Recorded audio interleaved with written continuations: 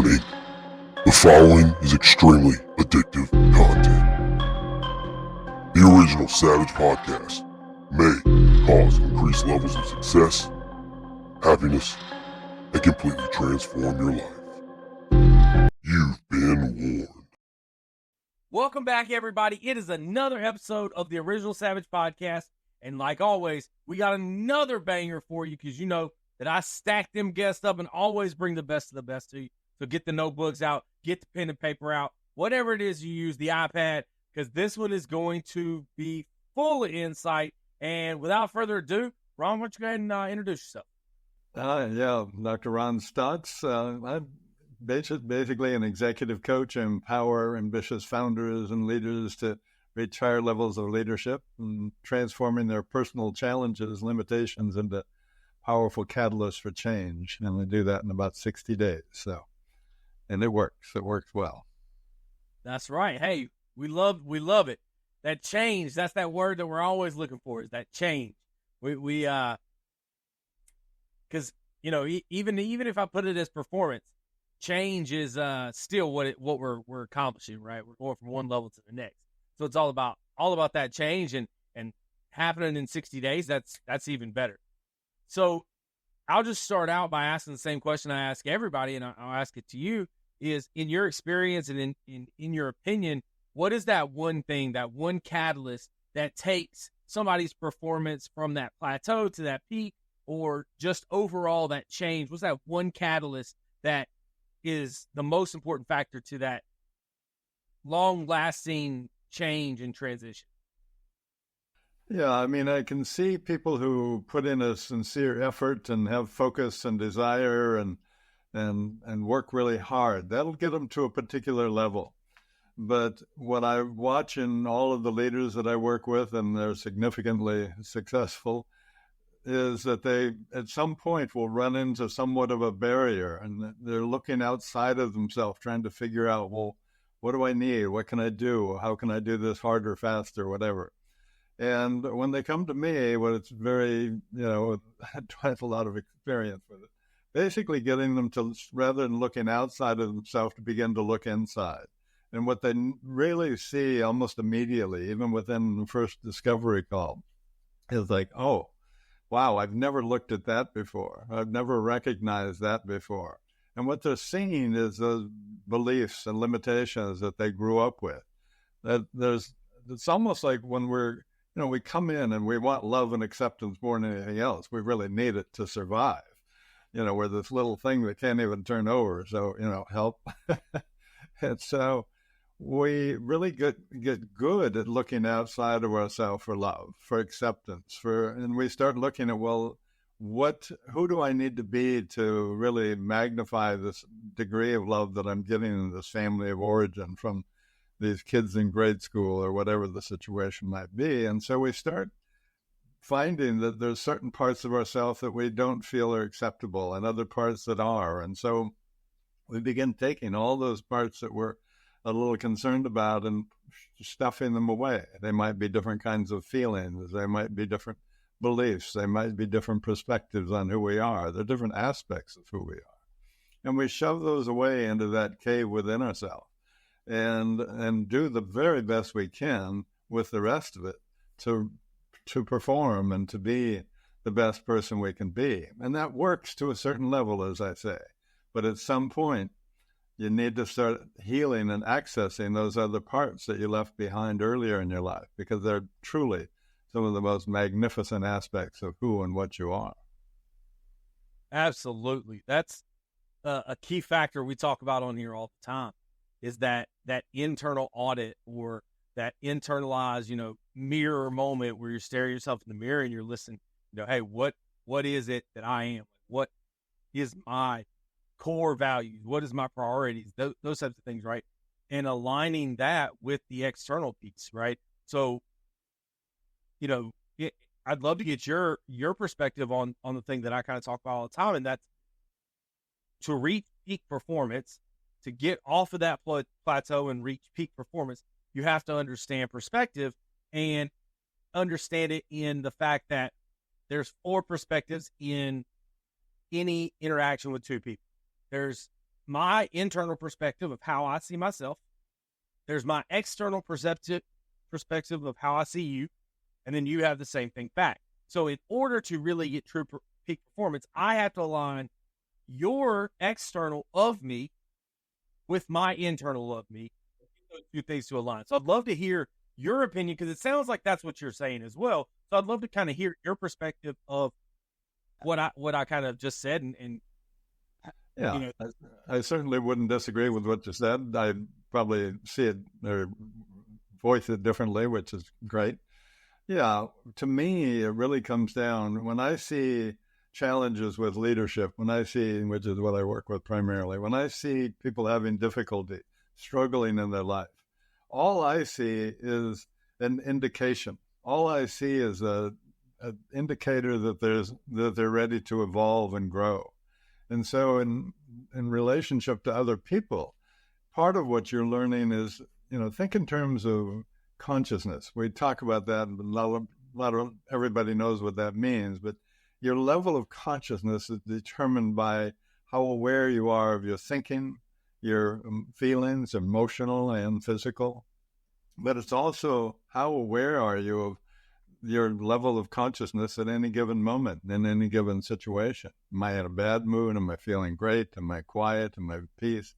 Where I am in any given moment, and knowing what I'm thinking and feeling in relationship to that. And so what I show people is the focus really is always on, well, what level of consciousness do you want to play on? Because that will determine how you see, experience, and react to everything in your life.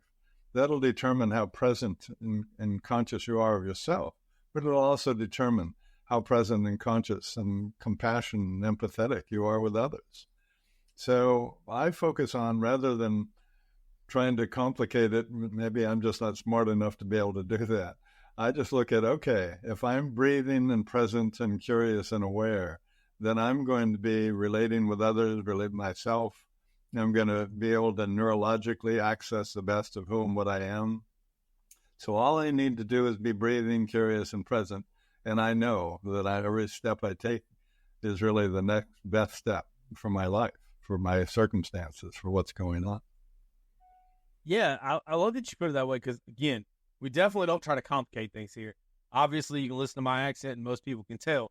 Listen, I'm just a country boy. We can't complicate things too much, and definitely can't be looked at as overly smart over here. But, I love that you put it that way of just being conscious. And putting that with, that internal audit piece, or that internal, perspective that you kind of talked about before, of understanding your values and your beliefs, and understanding, the trauma that you might have, or the way that you react to things. Putting that together with that consciousness, it's exactly what I kind of say when I talk about the organic journey of, hey, listen, we're going to be on this path. Yes, we have a vision of where we want to get to, but you're not going to know the exact path on how to get there, because things happen in life. We can't map it out perfectly. We're going to come to forks in the road. And as long as you're conscious and have that foundation, that belief in that foundation of, hey, this is who I am. This is me. I'm unapologetically myself, that individuality piece, however you want to put it, right? You're going to make the decision when you come to that fork in the road. You're going to make the decision that's going to put you in the best place for you, as long as you're conscious.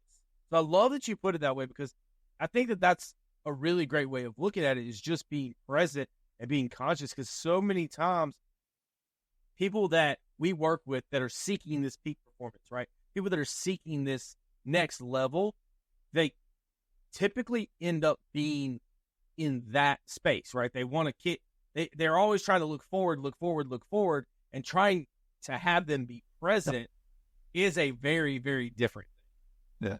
Yeah. Well, I think, you make some good points. And from my sense, it's like, lots of times I'll ask a client when they first come in what their highest intention is. And it's usually something more focused on self, maybe family. It's the biggest picture they get to.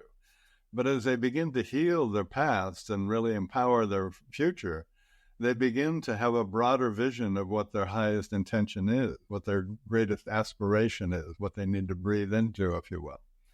And that becomes their compass heading. I'm a boater, so if I'm going out and maybe it's foggy or I'm going quite a distance, I'm going to use that compass as to, it's like, this is my heading. This is where I want to go. Now, like you say, you're going to run into God knows what on the way, but you don't lose track of where you are, where you're going. I remember one morning my wife and I were going between the islands where we live, and all of a sudden, out of this fog, it was really foggy, and out of nowhere, this big ferry just comes right across my bow. If I would have been going faster, I would have, we wouldn't be talking. But, for me, it was like I just slowed down, negotiated around it, kept moving, because I knew where I was going. I just kept breathing, being conscious and aware. And it's that simple. If you know where you're going and you know how to be present and curious and aware, the rest is going to take care of itself. The best of you is going to come out in any situation, and you're going to be able to handle any situation in the best way that is possible to handle it. Yeah. I love that you use that analogy because it's, again, simplistic, right? The compass. Anybody that learns how to use a compass correctly can navigate with a compass. But we live in a day and age where, and you said you're a boater, you didn't say so much a fisherman, but we now live in a day and age where guys are out there with a live scope radar watching their bait fall and the fish eat it, right? Super complicated techniques and these things like, right? Super high end, fancy, but you can always go back to the compass, right? When all else fails, go back to the compass. It's always there. It's always there, right? And that's such a microcosm of today, right? Like such a microcosm of the society we live in. Well, we can accomplish the exact same thing with hella technology or one. A magnet, basically. Yeah, I watch everybody trying to figure out everything. I watch everybody trying to, like emotional intelligence is this big conversational piece nowadays. And they're trying to figure out how to be emotionally intelligent. But most of them are really just trying to figure out how to act emotionally intelligent. They don't really want to go in and get in touch with their emotions and get, touchy-feely so they understand, accept, and love themselves more so they can be more compassionate and empathetic with themselves and others. They just want to know how to act that way. Well, the problem with that is that'll only take you so far.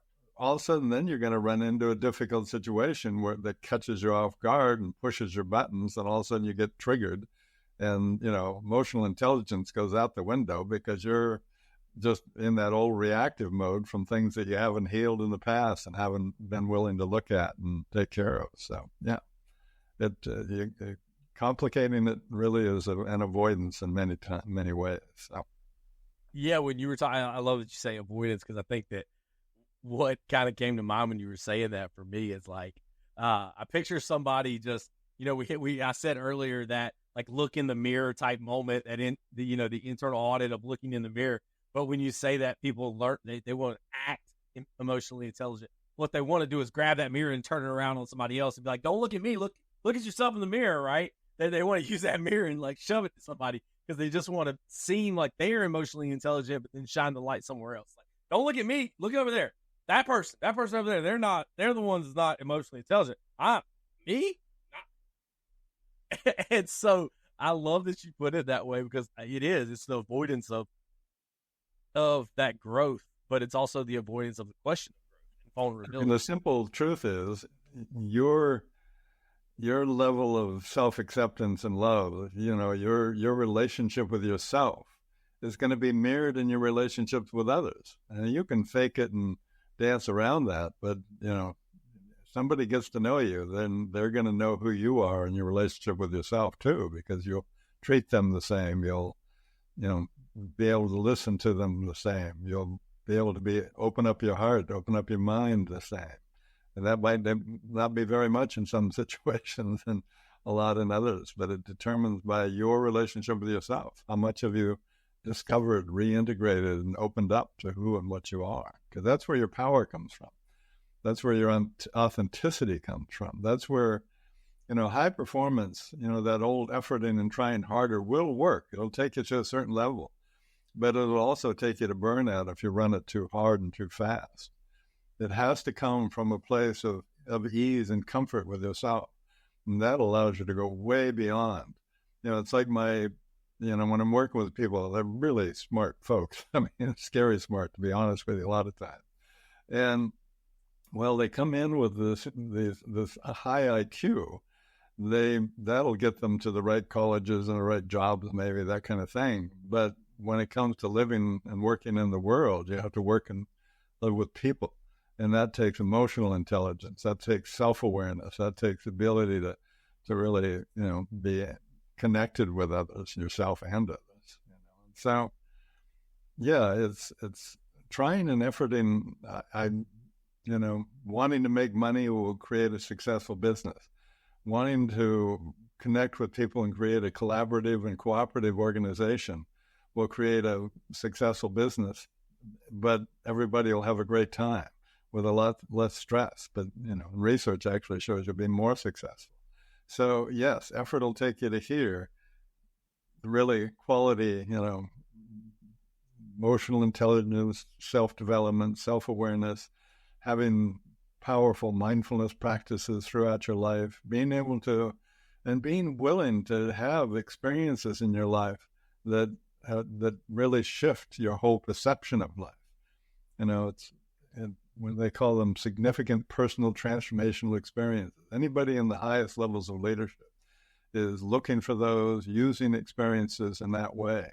So it might be, a situation that happens, but they look for what they can learn, how they can grow from that, what needs to be healed through that. And, some of them put themselves in situations, maybe with plant medicines or whatever they might be, where they also get to expand who and what they are, the perception of things. And they're willing to explore and shift their level of consciousness and continue to expand that to really be able to live a better life, to create a better life and a more caring and conscious world for everybody. And those are the folks. I love it. It's another principle that we kind of stand on is unapologetically you, right? It's not, nobody else is going to be able to make you happy. You have to internally understand what makes you happy and how to make yourself happy. And that's when you can actually go and have an impact on the world. So if you're sitting there saying to yourself that, oh, my goal is to help other people and build this community, like you were saying, in a business that is more successful, of building this collaborative and things, then you can't do that without understanding who you are, what your strengths, what your weaknesses are, and then putting people around you that are going to have those, your weaknesses covered. And it, because I always go to sports references, but it's, this old adage that in sports that, oh, well, he was in a bad situation at this place, or he was in a bad situation at that place. And that's why that team didn't do well. And now he's succeeding in this other place. But then again, you have that person that is understanding of who they are and what they, really need internally. And then they go to a place that's been struggling forever. And that one piece turns the entire organization around. And it's like, well, what's the difference in that guy being there and somebody else being there? That somebody else was, he was in a bad situation. But then this person goes there and it's transformative. They change the entire culture, the entire track of the city almost. And it's because they truly know who they are and how to make things great. You can look at Tom Brady and say he's the greatest and this, that, and the other. He went from New England, where it was one specific system, very strict, no fun, right? Everybody saw him as business only, no fun. Turns around and goes to Tampa Bay and wins the Super Bowl at Tampa Bay, where all they're doing is cutting jokes and celebrating and acting crazy. How do those two things happen? Because he knows who he is. He understands internally I'm going to use your compass reference. He understands his true north. Yeah. Right? He understands his true north. Yeah. Yeah. He's in the game and he knows the game well. He knows himself in that game. So, yeah. Yeah. But it's the same for business, right? You have to understand what the business's true north is. Yes, there's lots of things that are always going to fly at you, and you talk about these transformative events and things that, yeah, we all need to be. We want to see our highest and best self. We have to be willing to explore. Like you said, we've got to be able to take these little things, but we don't make that like our new person. Like that one thing doesn't define us, right? We still have our true north. We're just adding to it through that experience. I think that's where some people get lost. If you haven't taken the time to really become more self-aware, then a lot of times you're going into a leadership position more from an ego position. You're going in, even if your best of intentions are to make it better for everybody, you're coming in as a rescuer to try and rescue people. Well, rescuers need victims. So you're going to end up with a company full of victims who are looking to be rescued, and then they turn into persecutors and turn you into the victim, and then it's just this very limited game of rescuer victim that it never, success doesn't come from that. High performance doesn't come from that. You've got to come from a place of where you're really, like you've said, where you're coming from a centered place. You're coming from a place where you really do care about yourself. You care about others. You care about the world. Then you're really willing to invest in that image, that design that you have, that you live from. I love that analogy. I love that rescuers need victims. I love that because we talk about it all the time. I hear people that, they coach for the wrong reasons, right? They coach because they want to be seen. They want to be a leader because they want to be seen or egos. And they take people and they lead them just down a path of themselves, right? It's an ego-driven path of, well, here's how I did it, so you just follow me. And they become victims to that system. They're followers of that system, and they become victims of that system because they all end up being like, well, this doesn't work for me because there's no individuality. They don't know who they are. They're just following somebody that said, hey, this way, come on. This is the way this is the way to getting successful, instead of, like you're saying, going through that process of becoming centered and being conscious and understanding these things. And so I love that you call it being a victim, or the rescuer and victim, because that's what it is. If you look on social media right now, it's every ad that's out there, he's waving a flag, or she's waving a flag, or whoever it might be is waving a flag. Hey, let me rescue you. Hey, let me rescue you right here. You got it. Man, that's such that's a great analogy. And I remember when I was younger, in my early 20s or whenever, mid-20s, when I first started working with folks. And I, the first year I was like, I'd give advice and I'd, do all these things. And it just wasn't working. I felt there was a lot of resistance and disconnection. And so that's when I came up with that concept. I needed to heal a part of myself so that I wasn't coming from an agenda of, well, you'll be my victim and I'll be your rescuer so we can connect and then we feel good about each other or something. And I had to really fall in love and accept myself. So I wasn't looking outside. I was looking within. And then I could really help from that place of caring, not trying to feed my needs, but really take care of others and, enjoy the whole process that way. Yeah, so often that's what's overlooked or what's looked at as a negative in the society now. It's like, hey, listen, here's my weaknesses. I'm going to tell you what my weaknesses are. And people be like, oh, I can't work with that person. They're weak. They have weaknesses? Oh, my gosh. They can't coach me. They have weaknesses. Right? But beware of the rescuer on the shiny ship, I think, right? Like the guy that says, well, I've done this, and this, is trying to be a rescuer and say, hey, come to my ship. But the guy, let's say there's a guy over here with a less shiny ship. Well, his ship's probably been through some battles. He probably knows a lot more, right, than the guy with the shiny one. Yeah. And his will be less crowded too, more than likely. Well, everybody wants to go to that shiny ship. Yeah, it's newer, it's better, it's something. But That's what comes from when you're looking outside of yourself rather than within. Really does. Yeah, that's a Everything. great analogy. So it's, what is that real separator for you when it comes to great leaders? Like, what is that quality that you see in great leaders that are, again, there's an individuality aspect, right? Everybody has something that they stand out for, but like, what is right? But what is that like commonality that you see? I think we've touched on it, to be quite honest with you. I think it comes from a deep level of accepting who they are. They really explored the depths of who they are. Joseph Campbell talked about, the treasure that you seek is in the, you've got to go into that cave within to discover the treasure that you seek. And that treasure is yourself. That treasure is that unconditional love that every child in the world wants. And it turns out that we're the only ones that can really give us ourselves that unconditional love. And it's coming from that place of humility, as you're talking about, really not having to know it all, but to be open and receptive to getting help from others, because that also empowers them.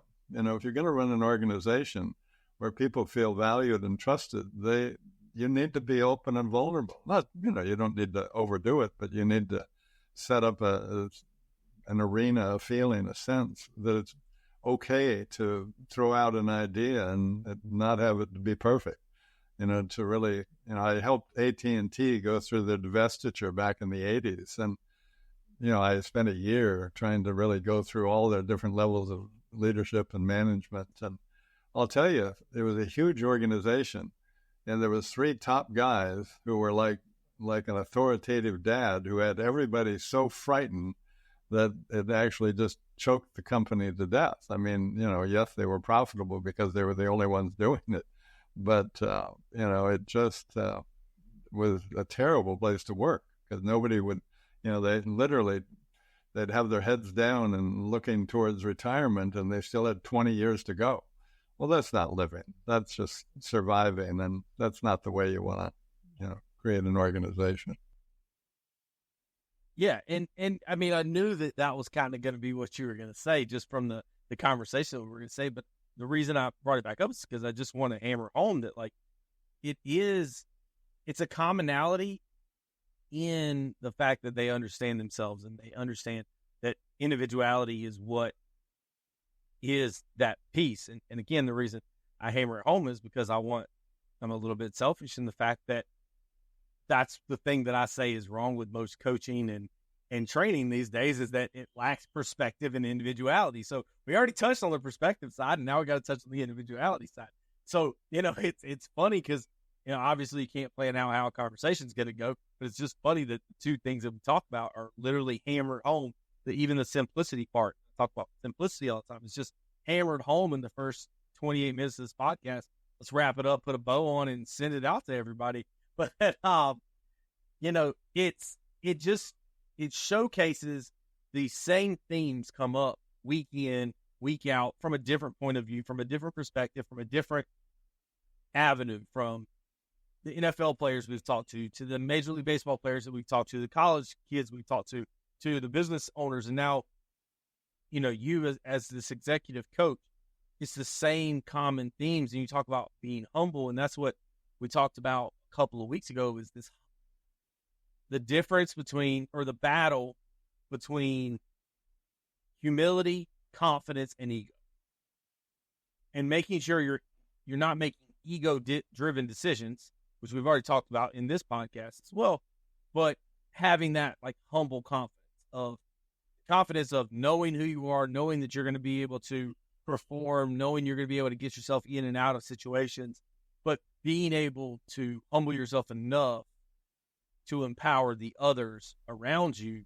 Well, and that humility really isn't necessarily a negative thing at all. In fact, I think the vulnerability is where we find a great deal of our strengths. But that humility is to recognize, I think, as you said earlier, that you are on a journey, that you are evolving, that you are continuing to learn and grow.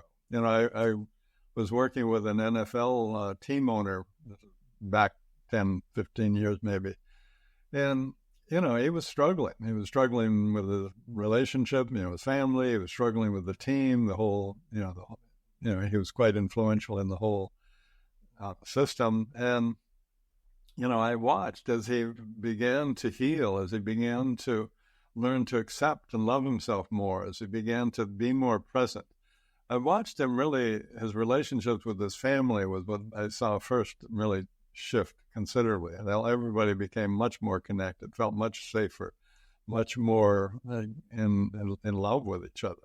But I also saw how he brought that into initially the coaching staff, and then into, watch that affect the team. And I watched that really radiate out into and through the entire NFL.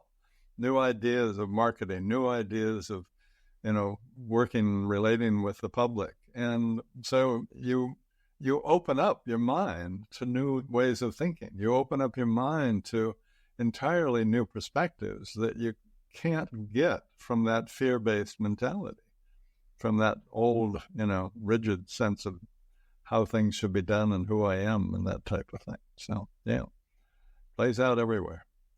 Yeah, and that's what it is it's the misunderstanding of what humility really is, right? People think that humility is weakness, but in reality, it's not, right? It's a strength of somebody to be able to bring in somebody when they need them. And I think we all know that we've all had times in our life when we've sat there and we've tried to fix something or do something. We've been sitting there banging our head against the wall for 20 minutes, and it would have been a heck of a lot faster 5 minutes in to be like, okay, I need to go get some help. Or like you try to pick something up and it's awkward or whatever, and instead of just going to get some help, you spend 20 minutes doing it because you want to do it yourself. But that's what it really is. It's the humility is a strength because it can speed things up. It can make things better. It can do all of these things.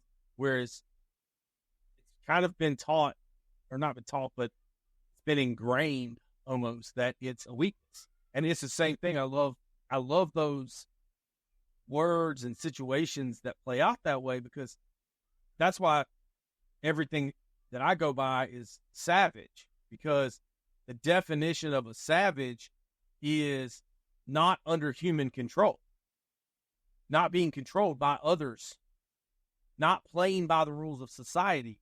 Whereas most people just see savage as vicious and this, that, the other, and not acceptable and all these bad things. It's got a bad negative connotation. But for me, savage is being true to yourself, being unapologetic and not letting anyone else control you.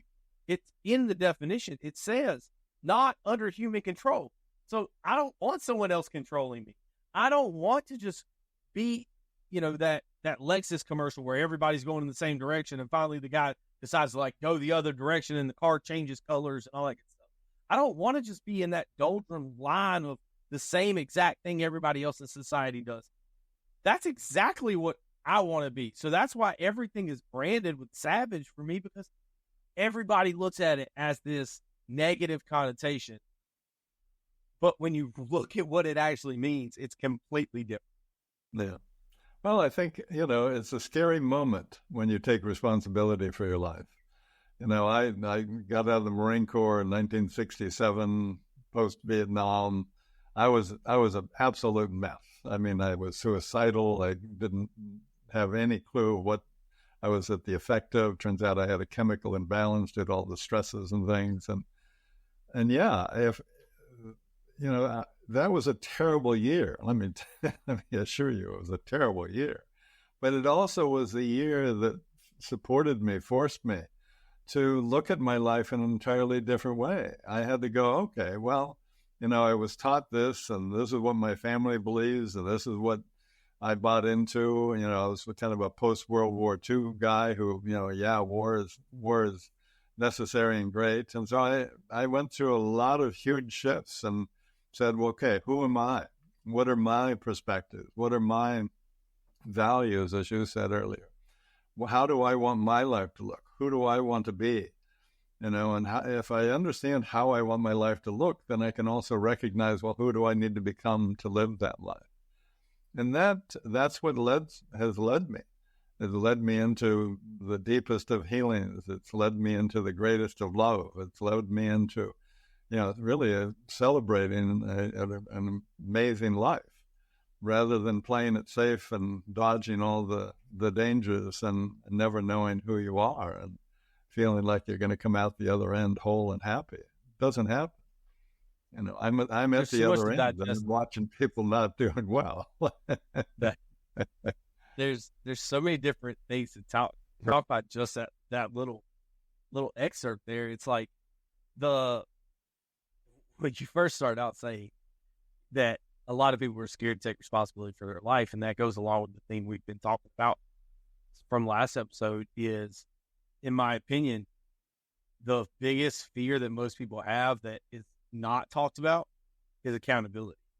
When we take responsibility for our lives, we can't blame other people anymore. When we take responsibility for our lives and our happiness and all of these things, when we step into that light and say, hey, this is me, I'm making these decisions, I'm going to be centered, I know what is best for myself, I'm not going to let other people tell me what to do. Then there's nobody to blame. Then you have to be accountable. And I think that most people's biggest fear is accountability, whether they know it or not.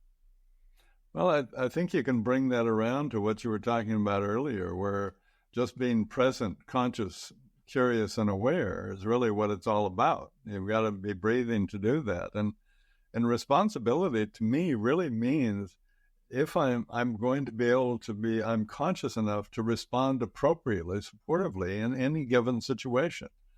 And if the more present I am, the more immediate I'll be able to respond. And that could be in an athletic event. It can be in the middle of, a very difficult, tense situation. It can be in the middle of tragedy and love. But if you're present, then you're going to respond appropriately from the best place that you can, because you're conscious enough to access that. You're not thinking about it. It comes in. I mean, to be honest with you, I've watched the folks that come in, they're very good at that. They've got their left brain abilities just down. They're very logical, linear, able to, move through life with that sort of planning. But as they begin to heal their past, their mind gets quieter, and neurologically it rewires the brain for integrated whole brain thinking. So all of a sudden that right brain, bigger picture, more spontaneous abilities are appreciated by the left brain. Usually the left brain kind of doesn't trust those things. And so the left brain goes, well, oh, I see that bigger picture. Well, I can come up with a plan because I'm very logical and linear. I can come up with a great plan to reach that objective that we're looking at. So they begin to work together as a team. And in that teamwork, as the integrated whole brain thinking takes place, that there's a forebrain area. Everybody has access to it, but it doesn't really blossom until the mind gets quieter. And so as it works together, it gets quieter. That forebrain, which is really referred to as the conscious CEO of our life, if we access it, begins to take over. And it's just got this much bigger picture perspective that is really looking at, well, what's best for everybody, because that will be what's best for me. If I'm part of if I'm surviving in a hidden little fort, as opposed to creating a world that's safe and supportive for everybody, it's going to be a lot better. But the real magic happens as they begin to trust themselves, as they let go of that efforting and trying. They begin to quiet their mind. And all of a sudden they recognize that, oh, if I really want the best of who and what I am, then I need to quiet my mind, not try and effort, but just quiet my mind and go, okay, this is what I'm looking for, and trust that will come in. It's, in physical performance, that physical performance comes in when you're quiet, not when you're trying, not when you're frightened, not when you're efforting. And so it is with CEOs and C-suites. If they learn to just be present, this is the same thing we've been talking about, and learn in that quiet space to be able to access ideas, designs, solutions that they need. And they'll come right in.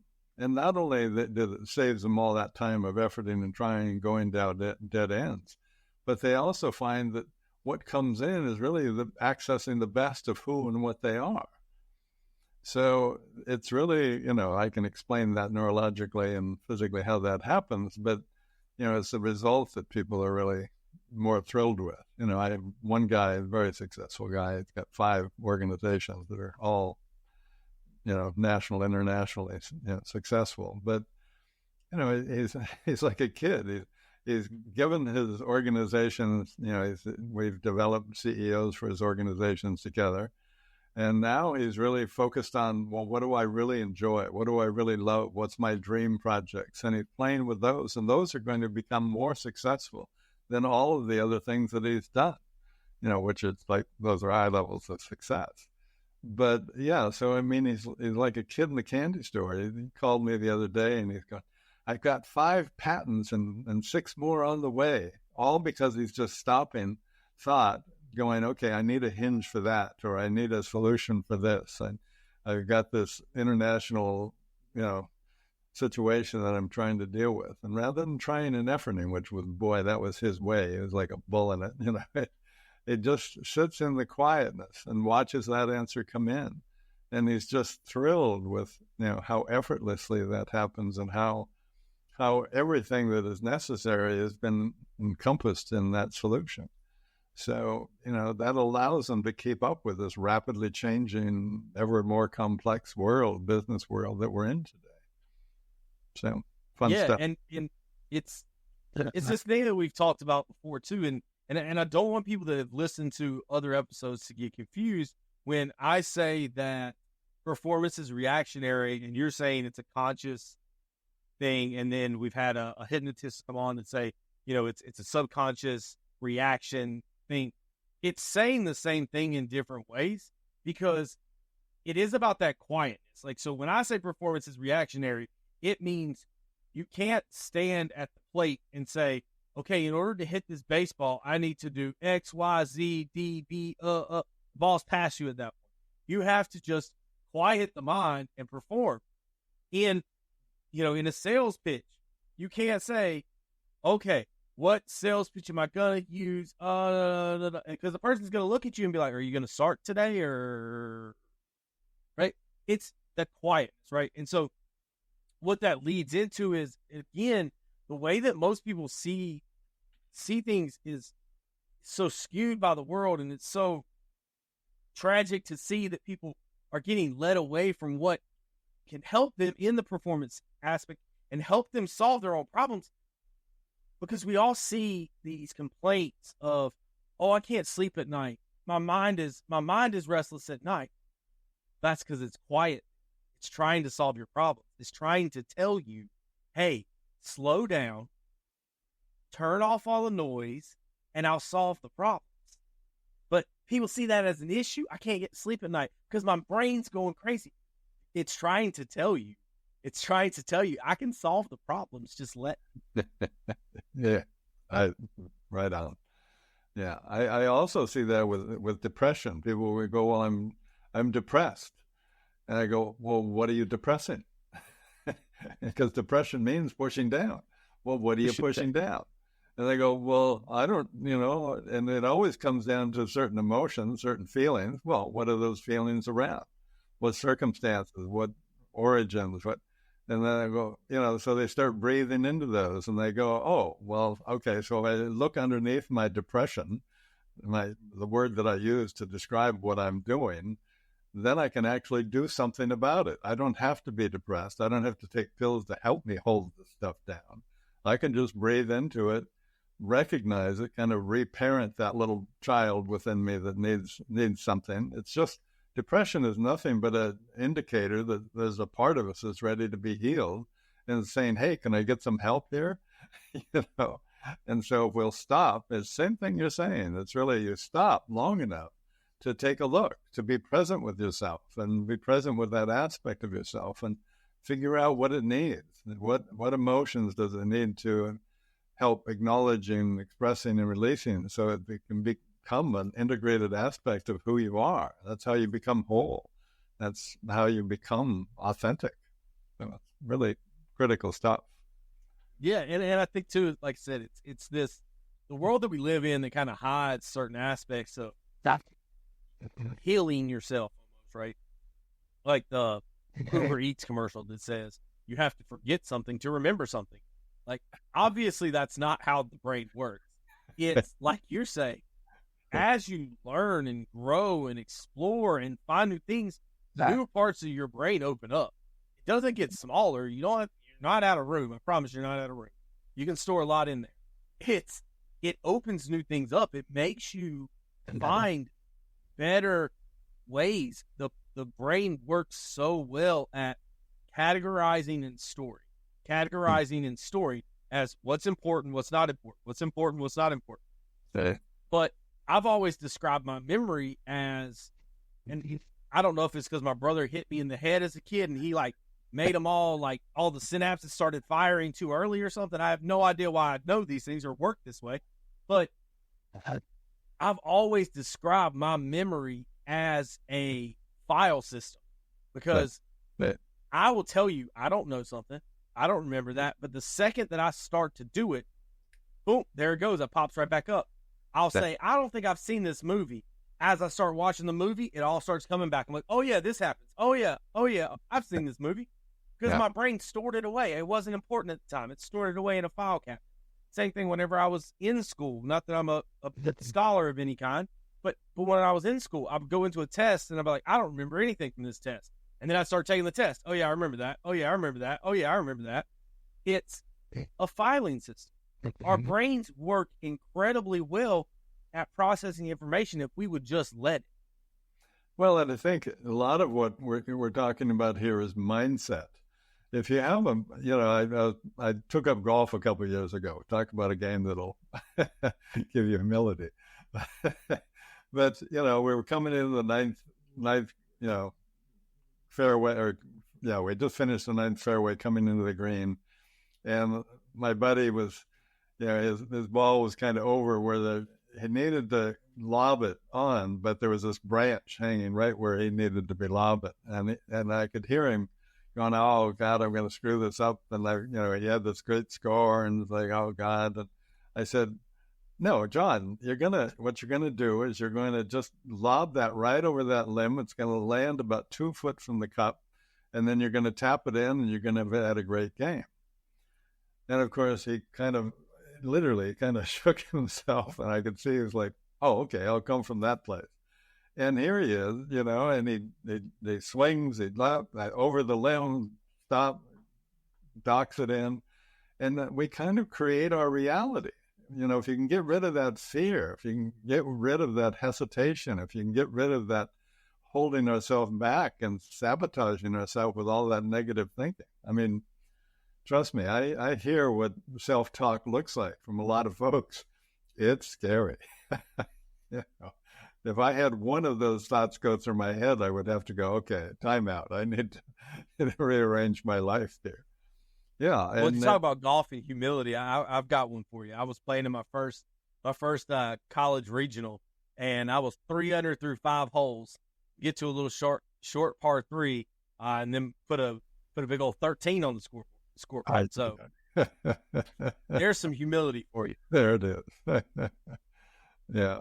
And there's, and you have to be able to laugh at yourself if you're going to be a good golfer. I mean, I was on the 5th hole of a course right near my home here, and it's a kind of a straight down, and then you go almost to a direct right turn, more than a dog leg even. And so I had hit far enough to make the corner, and then I didn't get it onto the green. I'd off to the right, and I thought, okay, here we go. But you had to laugh. I'm sitting there, I'm chipping it on, and not for the first time. Rather than chip it, I hit it, and it's going at the pin like a bullet.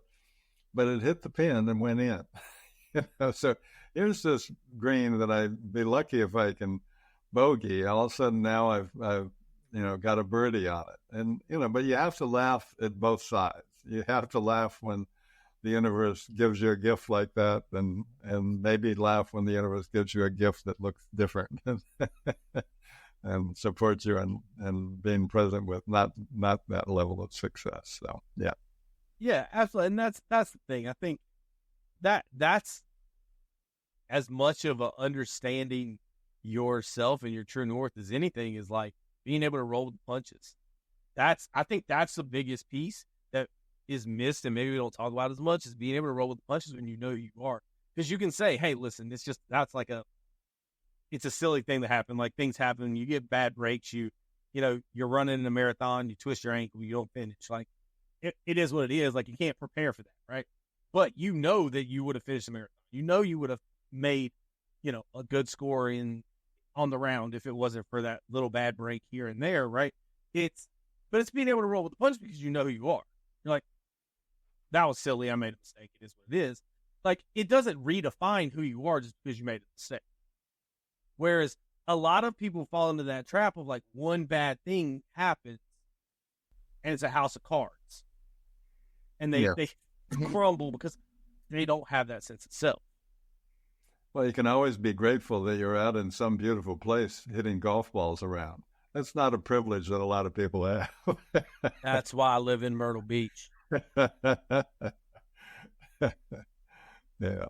We've got to look. Hey, we can fix a lot. Just come to Myrtle Beach, golf capital of the world. We got lots of fixing. We got lots of golf courses to fix yourself on. There you go. But no, I think that people, they're too fragile with their sense of self, or they're looking for somebody else to find their sense of self, or whatever it really is it becomes a house of cards. The second something goes wrong, it just tumbles. Well, I think they motivate themselves with judgment, with criticism, and rather than with caring and love. It's like if you're raising your children and motivating them with criticism and making them feel unsafe and like they can't be themselves, that's not going to get the best out of them. And it's not going to get the best out of you if you're, using criticism and judgment, and getting angry at yourself that you should have done it different, better. It's like, no, you've got to, my secret weapon is, because I certainly screw up enough, is I say, oops. Oops. That's all I get. That's all I say. It's like, oops, I did well. Oops, I didn't do well. It's like, and just smile and move on, because beating myself up is just going to lower my consciousness. I'll be less present, and I'll just screw up on the next step of life. And so that's pretty pointless. So, yeah, and I think that's where that fine line can be sometimes, is between the criticism or the judgment and the progress, right? Is you have to have some level of criticism when you're looking back at something to try to learn from a mistake. You have to judge what you were doing and criticize what you were doing based on the performance or where you could get better. Like, let's say the golf swing, like, you have to watch it back. If you're going to make a change, you have to understand what it looks like. So you have to criticize it. You have to look at it and say, okay, here's the flaw in the swing. But you have to understand how to then turn that side off. Like that, and that's the fine line that we have to walk, is when it's, and this is why I say peak performance is reactionary, because when you're prepping, when you're practicing and all that stuff, that's where the criticism and the judgment lies. The second that it matters, you have to be able to flip a switch and turn it off. Mm-hmm. Yep. Yeah. Yeah. It's, I was watching a movie last night called Boys in the Boat. It's about rowing. And I happened to been a U.S. rowing champion when I was in college, and really. What did you not do? Well, we hope we don't. I lived a long, full life. Let's just say that. But I was talking to my wife about it, and I said, I was watching all the struggles they were going through and all those things. Now, I happen to really be doing a lot of working out. And so when I went out for crew, I was in really peak shape, that 19-year-old, you get to do whatever you want. But I just don't remember having to struggle. I just remember being in that boat and getting into that quiet place and really being in unison with the other guys in the boat and just letting the best of who we were come out. And, that's what it takes. You know as well as I, or better probably, in the middle of a golf swing, if you're thinking about something, you might as well just step back. you know, if you're rowing a boat in the middle of a race, you can't be anywhere other than right there, right now, breath by breath. And I think that's the essence of it. That's performance. Absolutely. And yeah, and sometimes it comes second nature to us, right? And we don't have to worry about where it's coming from. Like you said, like you don't remember struggling. You were just there. And I think my mind just works in weird ways. But I used to always, so I transitioned to golf late. I didn't start playing golf until I was 18, but I played baseball all my life and then transitioned to golf, and I was able to pick it up quickly. But I think it's because most people struggle in golf because there's so much time to think. And I would just make it fun in my head. Like, I don't have that long of attention span. So I can't think about the golf swing for that long because walking to my ball, I done started thinking about something else. But I would always goof off, and it's great to have a great team around you and people you can be comfortable with as well, because we would goof off on the driving range and say, oh, I'm going to swing like this person. And that's when I really started to learn what the power of the mind was, because it would say, oh, hey, I'm going to swing like John Daly on this swing, and I'd hit it perfect. But then if I went back the second time and tried to recreate it, instead of thinking about his swing and envisioning his swing in my mind and playing the video of his swing in my mind and then recreating it, I was trying to recreate the feelings that I just felt. And I would mess up the second time. First time, perfect. Second time, I couldn't hit the ball. No matter who it was, it would always happen in that order, because the second time you're thinking instead of visualizing, and visualizing what you want the result to be and not the process. It's this thing that being afraid of what you'll get. and it's funny because I try, and again, it's some people can process it, some people can't, and everybody has different perspectives. I coach my son's baseball team, and I try to tell these kids that, listen, we're just going to build a foundation and the rest will happen. All we have to do is get our hands to this place. Our body delivers our hands to the same place every single time, and then the hands will react to the ball.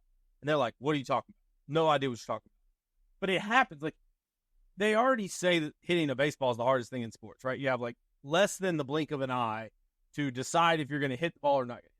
So how could anyone think that from here, they're going to then decide, okay, it's a high pitch, a low pitch, a medium pitch, inside, outside?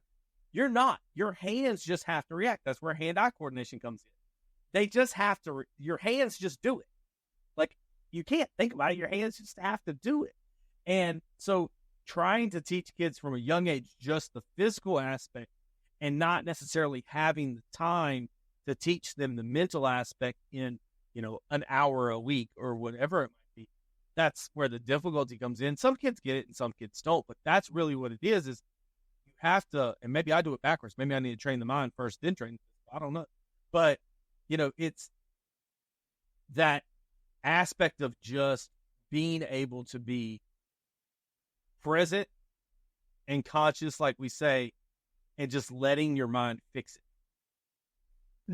Back in the 70s, there was a book called The Inner Game of Tennis. And it was all about, just you start the practice by going bounce hit. When the ball hits on either side, you inwardly say bounce. When one of you hits, you say hit. And that becomes your focus. So you get out of the way of thinking about all these other things. And, I know, Galway, Tim Galway, the author that, ended up doing the book, The Inner Game of Golf, The Inner Game of Skiing, that type of thing. But it's always the same. It's really find a focus that can keep your mind on. And the focus that I recommend and train everybody in is breathing, because it's always there.